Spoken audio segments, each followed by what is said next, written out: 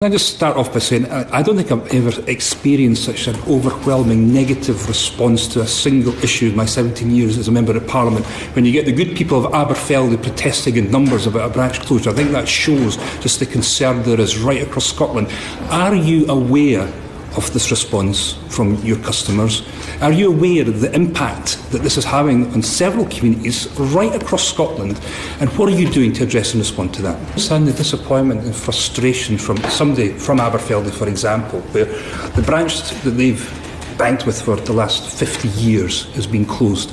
There is no suitable alternative because you're closing Pitlochry, which is just down the road. The nearest branch is in Blairgowrie, 40 miles away. I mean, could you start to understand the sense of disappointment that is felt by people, not just in Aberfeldy, but I'm pretty certain you're going to hear the same for other members of this committee. I mean, is there any sort of sense from you, Mr Matheson, that you're badly letting customers process political criticism about this? I think you'll find that again in this cross-party committee, just about the questions that you're going to get. And I think what's also disappointing is your defiant response to this, where you're singularly saying that you're refusing to reconsider any of these closures, which is going down particularly badly in a number of rural areas. Is there anything at all that would make you think again about it? Else, we get the sense that you're not prepared to sort of review and have a look at this again. Now, the government is a 70% shareholder. They bailed out your bank and saved your bank. If a government minister was to turn around and say to you, listen, we're getting so much political heat about this, we're having real difficulties with the communities that we're serving, we require and demand that you look at this again, would you respond positively to that government minister?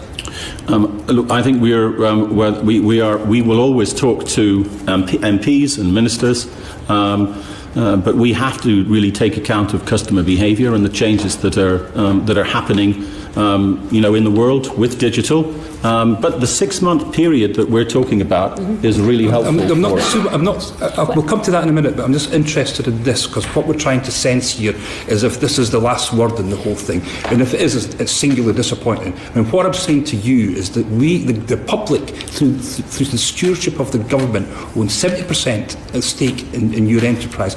If the government was to come to you and say, we're really unhappy about what we're hearing about this, we're realising the impact on communities, think again, would you think again?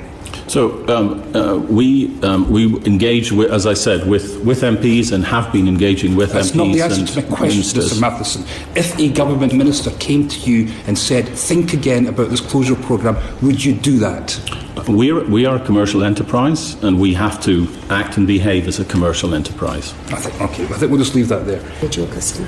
Can I just explore this issue about your relationship with government and the role government has, obviously, as the steward of our ownership of RBS, because it's practically nationalised. I think we can accept that. 70% public share is from members of the public.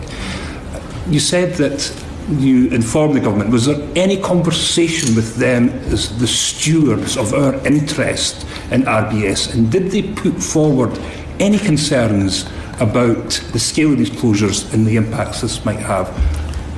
In any of the discussions that we had when we were informing people about the change, people were naturally concerned and talked about... I'm not bothered about people. I'm interested exclusively in government. When you discuss these proposals with the government, did they turn around and say to you, well, hold on a minute, as the steward of the public interest in all this, we have concerns about this, and we're concerned about the impact this has on communities. Were there any concerns put to you at all by government ministers about this? They talked to, when we talked to people in government, they talked about the same sorts of concerns that you have talked about. And what did you do in response to these concerns? We looked and thought, just as we have with your points, we thought very carefully about it before we made the and went ahead anyway. Now, the government, we asked them to come along to this. We asked ministers to come to this to answer questions from members of this committee. They refused to do this on the basis that this is an operational decision from the Royal Bank of Scotland. How, therefore, then, can we get the public interest in order to engage with you about these closures? I know we've got committees like this, we've got MPs, but who is standing up for the public interest, given that we own the majority share in RBS, to say, hold on a minute with this, it's not working for these communities, there's huge concern and even protest about this. How is that? mean, you obviously heard the evidence that was given by the Post Office. Mr Kerr, very good evidence, which we're very grateful for. But he described the Post Office in terms of its banking arrangements as an ATM with a smile. And I don't know how you feel about that description, but it's certainly a million miles away from the experience that people normally would expect to secure at one of your branches in Pitlochry or Aberfeldy or whatever.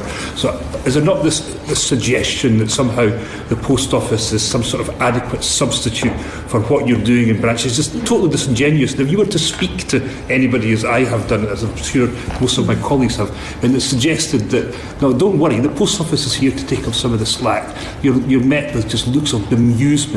And because what we're actually finding in so many constituencies, particularly in mine, is Post Office has been closed. And this is the real issue and feature that we face.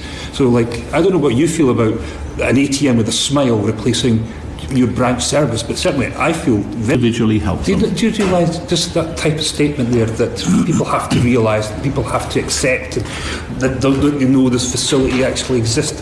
It's actually quite painful for a lot of my constituents to listen to. They had a service that they treasured, they valued, that they've used for not just years but decades, and all of a sudden they're come along and said, well, hold on a minute, the quality service that you secured and enjoy and appreciate is now going to go, and what we're now expecting to do is to go to the Post Office or go elsewhere.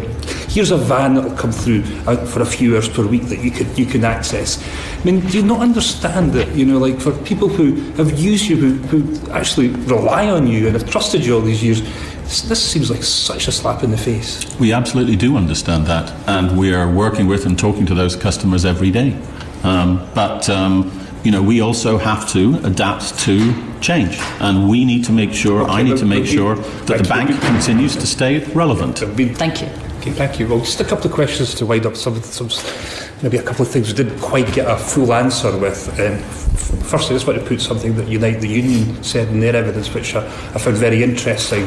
And this was about preparing this for privatisation, and this is what really is underpinning a number of these initiatives. I mean, is the bank network seen as some sort of cumbersome and old-fashioned arrangement that you want to shed to ensure that you're properly prepared to privatise again? No, certainly not.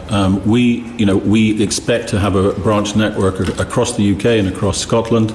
As I said before, we're investing significant amounts of money in that.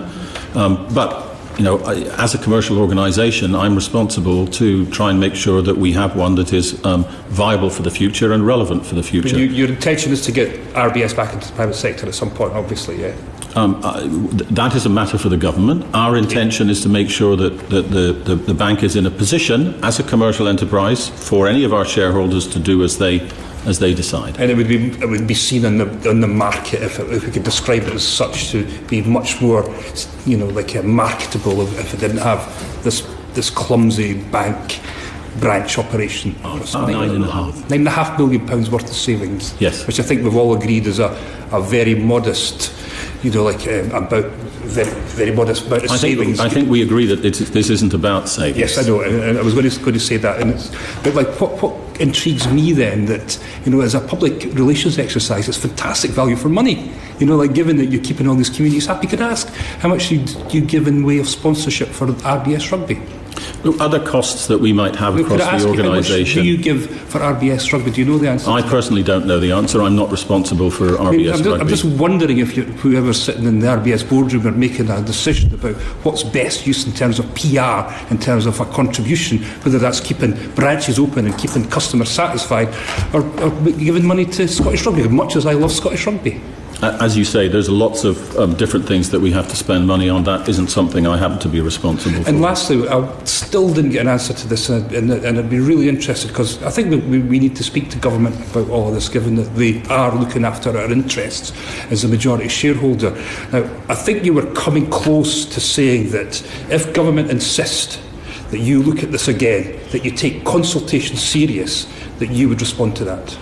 I think that's what I was picking up from you. Would that be right? Just to be clear, we didn't consult. We informed the government about the changes that we were making. And so we didn't go to anybody for approval. To that question then. We're just going to have to leave it. Okay.